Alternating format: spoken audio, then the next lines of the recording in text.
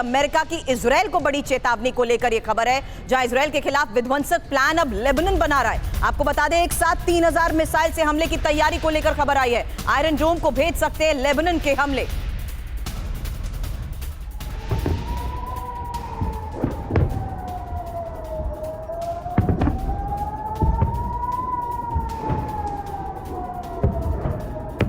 America की Israel को यह चेतावनी को लेकर खबर बताएं, उससे पहले मेस्टन सर एक क्विक रिएक्शन आपसे मैं जानना चाहूंगी, क्योंकि यहां रूस अब एक बार फिर से अमेरिका को सवालों के घेरे में खड़ा कर रहा है।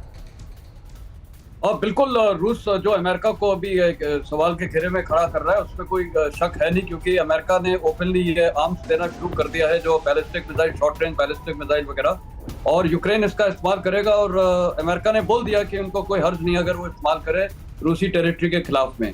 तो मेरे को लगता है कि देखिए, अभी रूसी प्रेसिडेंट ने अभी जैसे बोला भी है कि वो नाटो को भी इसमें रिस्पॉन्सिबल बनाएंगे, उनको एंगेज कर सकते हैं। तो हो सकता है कि as a retaliatory measure Poland या कुछ जो नजदीकी देश है, हंगरी वगैरह, जो इनको डायरेक्ट सपोर्ट कर रहे हैं, खासकर पोलैंड, वहां के इर्द गिर्द इलाकों में शायद कुछ मिसाइल दागी जा सकती है, जिससे जी सर एक रूस नाटो को चेतावनी देगा कि अभी अगर आप ये करते रहेंगे तो हम नाटो के कुछ बेसिस पे या नाटो के कंट्रीज में हमला कर सकते हैं। ये वॉर एनलार्ज भी हो सकता है। और दूसरा मेरे को एक और दिख रहा है, जो भी आपने बताया है, लेबनान से अभी अटैक की वो वार्निंग दी है अमेरिका ने, साफ जाहिर है कि उधर से भी अटैक बढ़ सकता है, और खासकर इजराइल भी अभी 2 फ्रंट पे कमिटेड हो जाएगा। मेरी ये समझ में नहीं आता है, मिलिट्री मैन, हर कंट्री 2 या 3 फ्रंट्स में क्यों शामिल होना चाहता है। ये एक मिलिट्री ऑफिसर के लिए सबसे बड़ा लेसन लर्न होता है, your aim simple and straight. ये जितना आप डाइवर्सिटी करेंगे उसमें आपको प्रॉब्लम होंगे।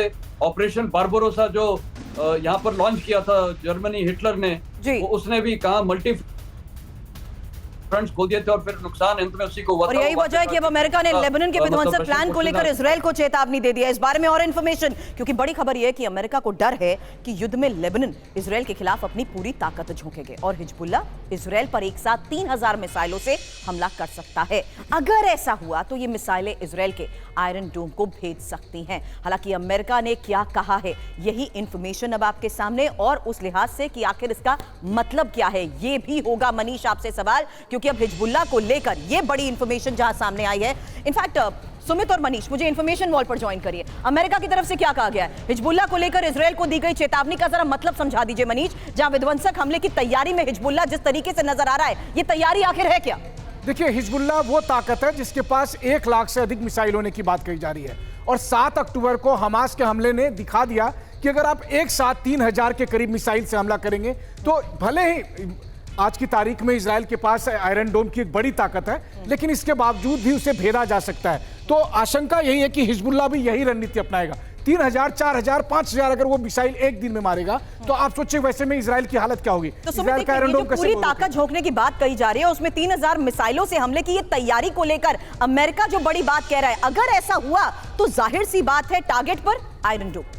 बिल्कुल, देखिए आयरन डोम है, और आपने देखा कि हिजबुल्ला ने किस तरीके से इनके सभी एरियाज की रेकी की, उसकी वीडियोग्राफी की, और स्ट्रेटेजिक लोकेशन को दुनिया को दिखा दिया कि देखिए इनके एयरक्राफ्ट कैरियर यहाँ, इनके एयरक्राफ्ट यहाँ खड़े हैं, इनके फाइटर एयरक्राफ्ट यहाँ खड़े हैं, इनके जो शिप है यहाँ खड़े हैं, इनके ऑयल और एम्युनिशन डिपो कहाँ पर है, इनके सेंसिटिव एरियाज कौन कौन से, आयरन डोम कहाँ कहाँ, तो सब कुछ तो हिजबुल्ला दिखा चुका। लेकिन एक और बड़ी एडवांटेज है सुरभि, जिसको आपने एडवांटेज ऑफ एरिया, यानी हिजबुल्ला के पास जो एरिया है उसमें हमास जैसी स्थिति नहीं है। हमास के लिए पीछे समंदर था, आगे इजराइल था, या तो मैक्सिमम इजिप्ट था, इजिप्ट से भी कॉर्डन कर दिया गया। लेकिन हिजबुल्ला के लिए क्या एडवांटेज है, उसके साथ में बिल्कुल आप देखिए कि उसके पास सीरिया है, सीरिया के अलावा जो आप देखिए इराक, और ये सबसे बड़ी बात ये कि वहां पर सीधे डिप्लॉयमेंट हो सकती है ईरान की। तो ये बड़ी एडवांटेज है जो हिजबुल्ला के पास है, और ये अमेरिका जानता है कि हिजबुल्ला के पास जो आर्म्स एंड एम्युनिशन का जखीरा मौजूद है, उससे वो लंबे समय तक इजराइल को परेशान करता है, और न सिर्फ इजराइल बल्कि साइप्रस जैसी कंट्रीज पर भी बड़े अटैक कर सकता है। हालांकि जिस तरीके से अभी तक साइप्रस को लेकर भी एक एक्सक्लूसिव इंफॉर्मेशन कुछ दिन पहले हमने दी थी,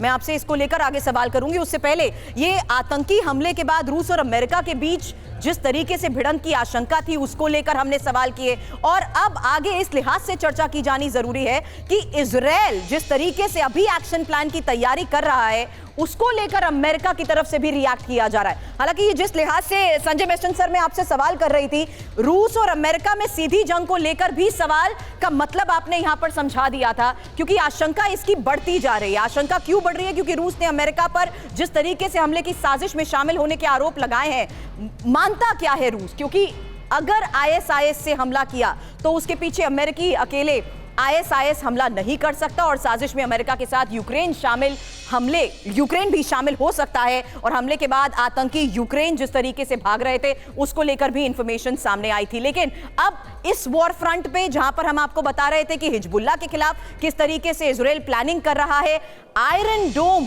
का जिक्र इस खबर में इसलिए भी किया जा रहा है क्योंकि आयरन डोम जो ताकत रखता है इजराइल के लिए, उसी के तहत ये सबसे बड़ी इंफॉर्मेशन आपके सामने। और सुमित, इस बारे में इंफॉर्मेशन आपसे मैं जानना चाहूंगी, क्योंकि आयरन डोम जब एक्टिव हुए हैं तो इजराइल इस लिहाज से दावे करता आया है कि किस तरीके से ज्यादातर हमलों को वो नाकाम कर देता है। अब अगर हिजबुल्लाह ही सीधे तौर पर आयरन डोम को टारगेट कर रहा है, तो यानी हिजबुल्लाह की भी अपने स्तर पर बड़ी तैयारी है।